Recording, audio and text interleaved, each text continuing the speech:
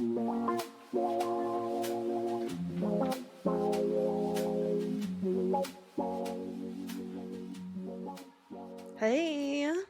welcome back to Topless Talks with Nova, episode 21.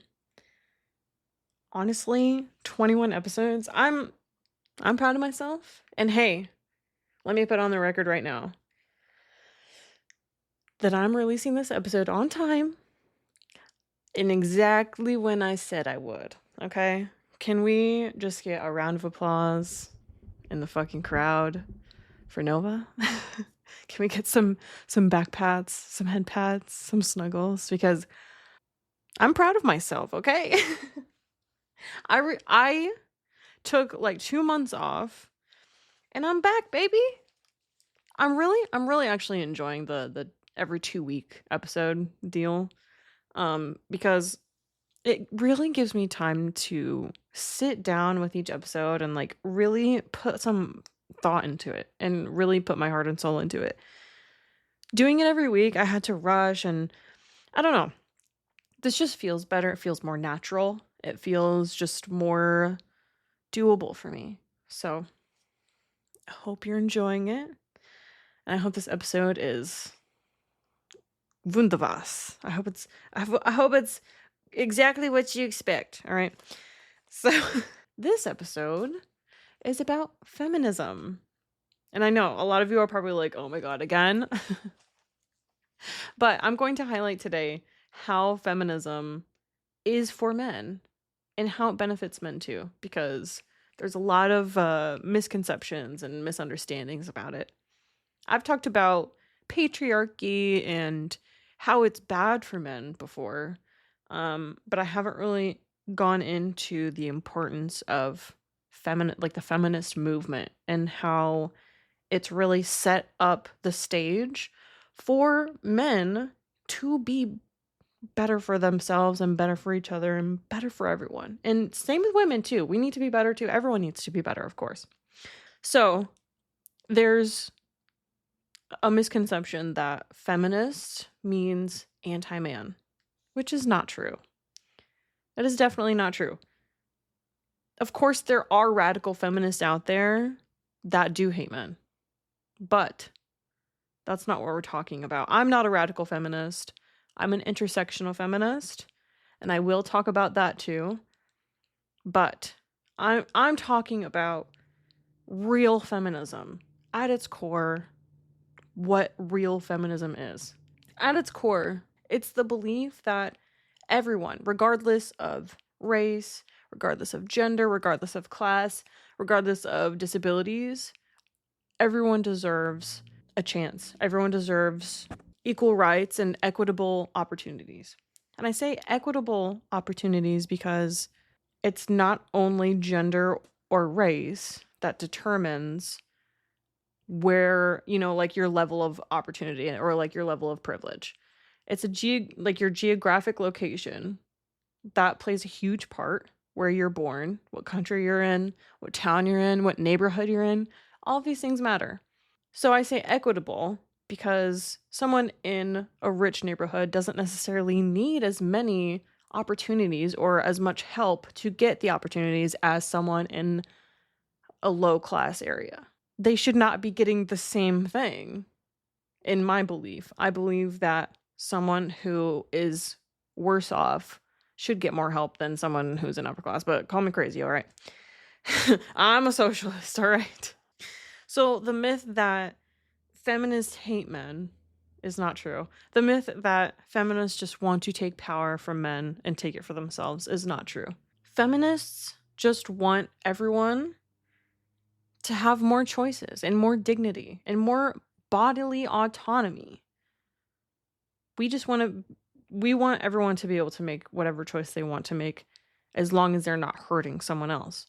That's all feminism is the right to choose. And it's important because I'm sure there's a lot of you listening to this episode. You're like, oh, but we don't live in a patriarchy. Why do we need feminism? Well, feminism is important because women didn't have the right to vote. Women didn't have the right to own property. Women were literally owned by their fathers or their husbands. They didn't even have custody of their own children. So, and while yes, we have come a long, long way from that, it would be crazy to say that there's not residuals of that in our society. Because if written by law, we are a lesser being, then that's systematic. That's not something that like just goes away by writing a law. It doesn't just change. So there are several waves of feminism. When we got our right to vote, when we were able to own property. Then, second wave, we got birth control and we gained our reproductive rights and we were able to enter the workforce. And also, we finally outlawed marital RAPE, which in some states was not a crime until the 90s, I would like to point out. And so, like, this more modern wave of feminism, because we have come such a long way and we've made a lot of progress in our movement. And because of that, we get to focus a lot more on individuality and, how like system of oppressions kind of affect us all, and not just women, but everyone. And that's the beauty of being an intersectional feminist. So intersectionality, the word intersectionality, was coined by Kimberly Crenshaw in 1989. It's basically just acknowledging it's referring to the overlapping systems of oppression that each of us face in different ways. With these overlapping systems of oppression, it creates unique experiences for each person. For example, I don't experience sexism the same way that a Black woman experiences sexism. She has both sexism and racism kind of mixed together, because those issues are not separate. They overlap, they mesh, they amplify, they interact with each other.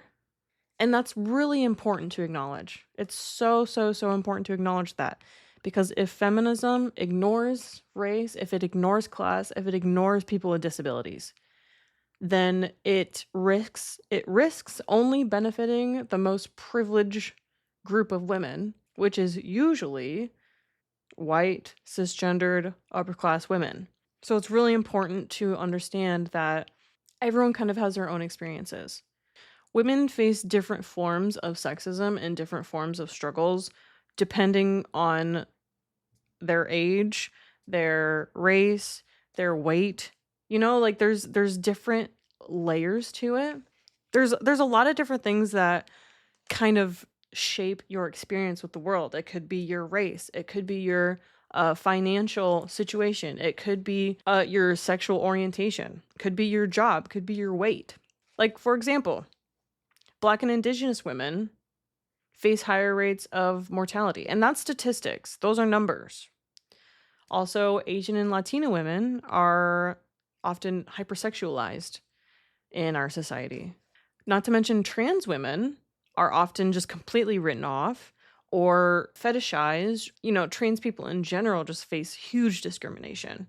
So all of these like different layers of like the oppression and like the way that our society is built around just such a binary man and woman, patriarchal, ideal, just weirdo society. It affects every single one of us negatively. There's really no benefits to it that I can think of. Anyway, I'm getting off topic. But on the flip side of all of this, in the same way that women experience sexism in different ways, men face masculinity and the expectations of society all differently as well, based on their race, their financial situation, their sexual orientation, their weight. Like all of these things affect how men experience the world as well. For example, Black men are always written off, are always portrayed as dangerous, and Asian men are often desexualized in our media. They're often just completely let out of any kind of sexual conversation, or often seen as unattractive. Not to mention gay men, trans men, disabled men. They face very unique struggles themselves, often left out of the conversation or seen as asexual, or face actual crimes, face assault even. And so with intersectional feminism, with intersectionality, it's really just acknowledging that every single individual faces the oppression and experiences the oppression in their own unique way. I don't face the same oppression as my neighbor. I don't experience the same things as my teacher or as you. We all kind of experience the world in a different way, and we have our own unique struggles. One struggle that I am faced with regularly is the fact that I'm a sex worker, because with that, a lot of times my income isn't seen as valid, even though I have a bank account and I pay taxes. Because I'm self-employed, because I don't have an actual employer, I face discrimination with banks. I face discrimination with apartments. I face discrimination with men. Men treat me differently. Women treat me differently when they find out. And I'm not playing victim or anything. It's just the intersectionality of it. I face unique struggles because of my job. And I'm not one to say, woe is me, because I love my job and I would never go back to a vanilla job. But it is important to acknowledge that because of my job, because of what I do for a living, because of the way I present myself online, I do experience unique struggles with that. So I did go over this a lot in a previous episode, my patriarchy episode. Patriarchy hurts men too. That's a really good episode. You should go back and listen. But I go into patriarchy really deep and how it harms men and harms everyone, really. And I will go over them a bit, but if you want to hear more about it, I suggest going back and listening to that. But patriarchy, the way our society is built around patriarchal ideals and, man, woman, strict gender roles. Men are stoic, women are the caretakers of the house.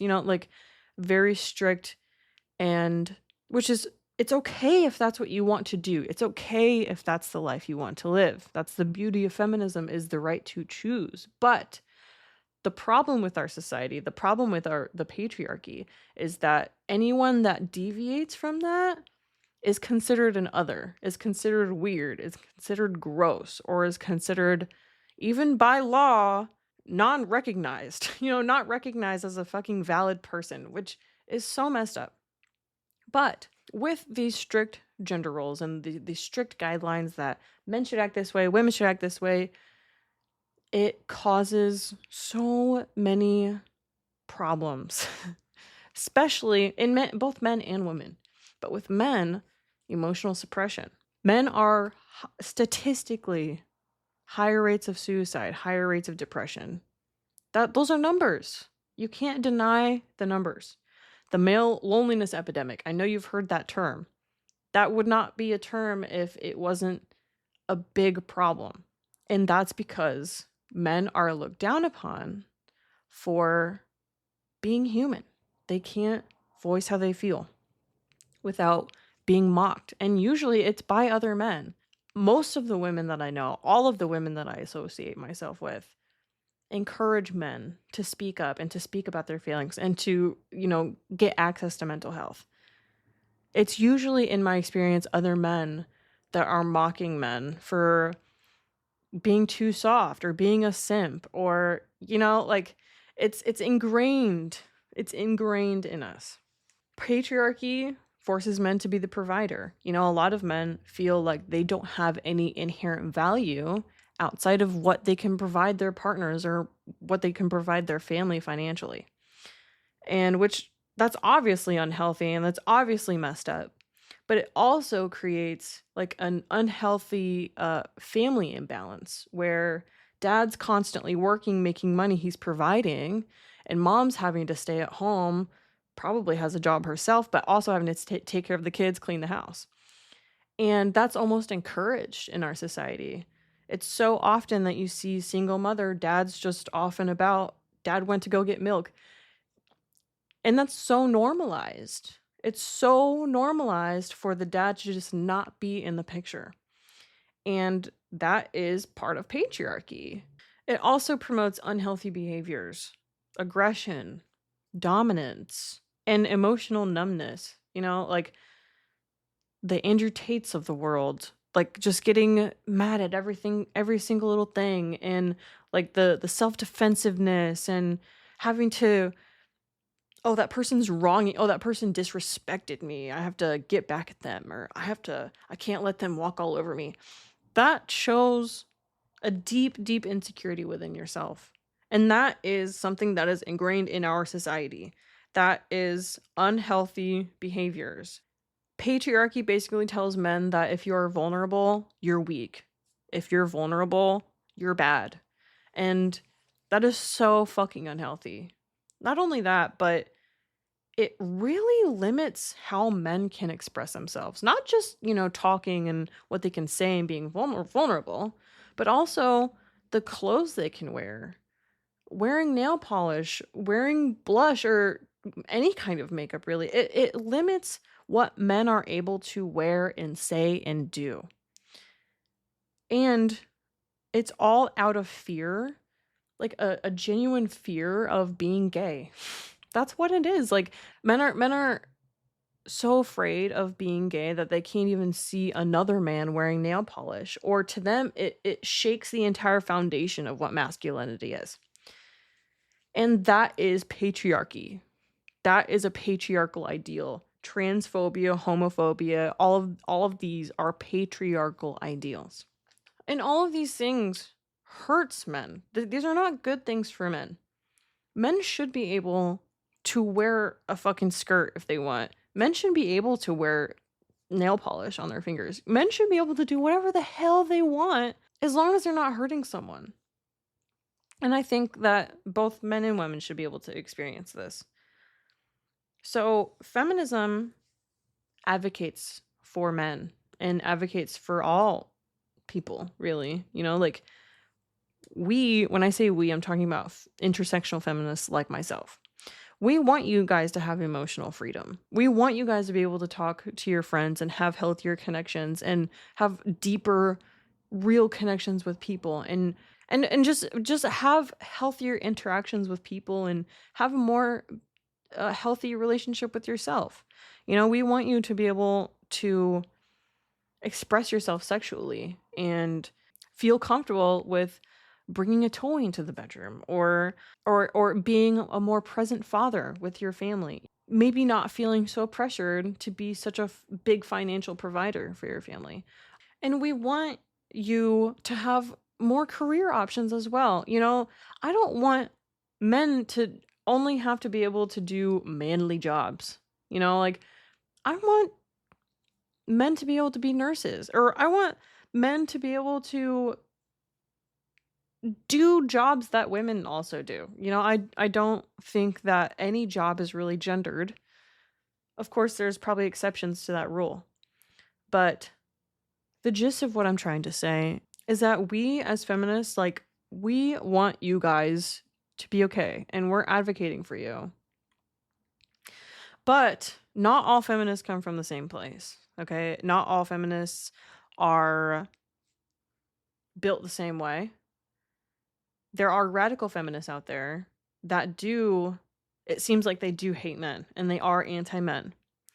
And what do you do when you run into someone like that? Because, like, it can be hard to interact with them, and your defenses get up immediately. Radical feminists believe that heterosexuality only benefits men at the expense of women, and all men are oppressors, and all men benefit from patriarchy regardless of their intentions. And I simply disagree, because I do think that intentions are important.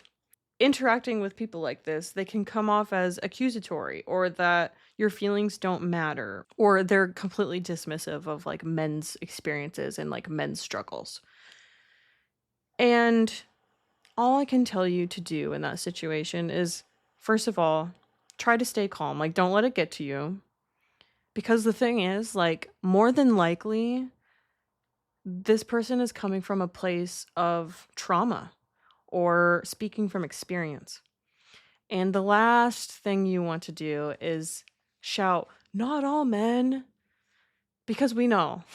We know it's not every single man, because if it were, it would be every single man we came in contact with. But it's not. We know that it's not all men. But it's enough for us to keep our guard up at all times. You know, it's enough, men, to not know which ones are going to be shitty. Because the thing is, she doesn't, it's very likely that she doesn't think you're the enemy, or this person that, this radical feminist, it's very likely that they don't think you personally are the enemy. They're just speaking from emotion, and they're speaking more than likely from trauma and probably from experience. What you can say is, "I hear you. I don't want to argue with you. I just want to understand." That's not putting accountability on yourself. And it's also saying, "I'm not trying to argue with you. I just want to understand. I want to see where you're coming from." The thing is, a lot of time, they won't listen. They won't hear you. They will want to argue. You don't have to stay in a conversation where you're being abused or if you're not being heard. You are more than welcome to exit a conversation if you feel like it's not being productive. So you can just say, I respect your experience, but I think maybe we're not the right people for this conversation." That speaks volumes, understanding that maybe this isn't the best conversation for me and you to have right now, because we have very different experiences and not everyone is going to be open. The thing is, like, you don't have to hear every voice. You don't have to sit down and hear every woman's experience, and you don't have to take accountability for all of the suffering of all the women. Like, that's not at all what anyone is asking. But you are responsible for asking yourself every so often, am I part of the problem, or have I been part of the problem? Or am I trying to be part of the solution? Because that is an important thing to ask. And that's true for literally anything. Not just feminism, or not just like the gender issue. On the flip side, opposite of a radical feminist are, hello, hi, I'm an intersectional feminist. I understand the struggles of men. I try to invite men into the conversation, much like I'm doing right now. And I just don't center them, like, because men don't need to be centered in this conversation. I do think that they should be included, because this includes everyone: man, women, non-binary, trans, black, white, green, yellow. I think everyone, old, young, fat, skinny, everyone should be included in not being oppressed anymore. And that, to me, is what feminism is. That, to me, is literally the core, the entire basis of what feminism is, and what, like, the whole fucking point is. If you think differently, I really want to hear your take.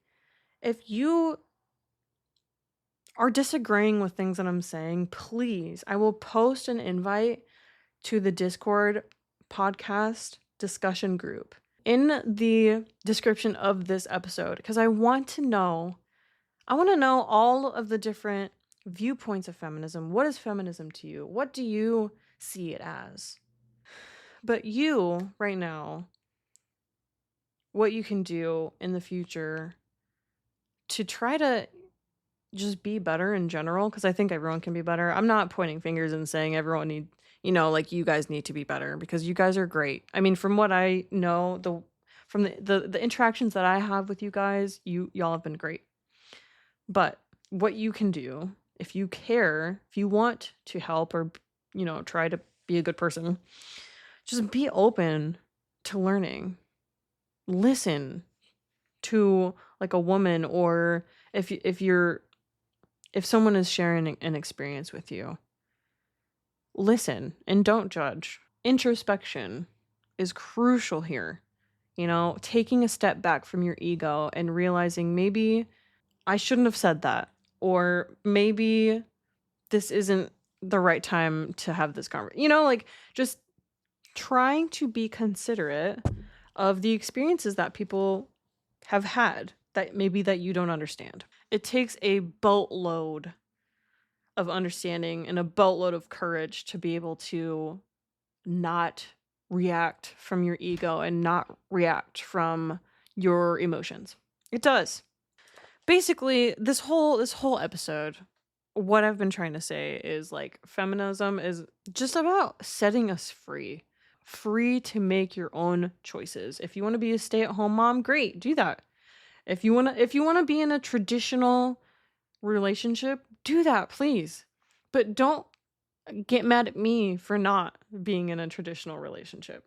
Don't hate on someone else for being in a relationship that you don't understand, for practicing poly perhaps. That's the root of feminism, is being able to choose the kind of life that you want to live. Within reason, of course. And I say all of this, it shouldn't have to be said, but I say all of this under the assumption that the thing that you want to do doesn't physically harm people. But anyway, I think that everyone deserves a right to choose. Everyone deserves autonomy. Everyone deserves dignity, and everyone deserves respect. If you disagree with that, maybe we shouldn't be friends anymore. But if you do agree, I fuck with you. I really like you. I'm sorry if this episode I went on rants a lot. I'm just very passionate about this, and with the whole feminism movement, and feminism's kind of like a buzzword right now, and toxic masculinity and all these buzzwords, and I feel like a lot of them are being misconstrued because people are responding from their ego, and they think that because someone highlights, you know, like a system of oppression, that they're saying all men are this way, and it's not true, you know. It's an ego thing.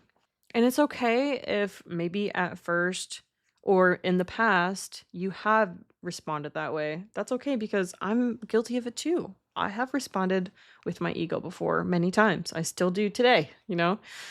But being able to take a step back and acknowledge that that's what you did and take steps to reconcile that and be better in the future, that's literally all that fucking matters. There's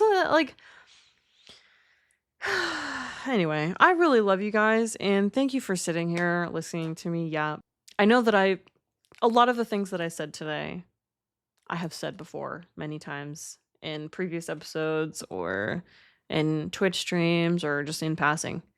I'm hoping that the more I say it, the more it'll just get drilled into everyone's head.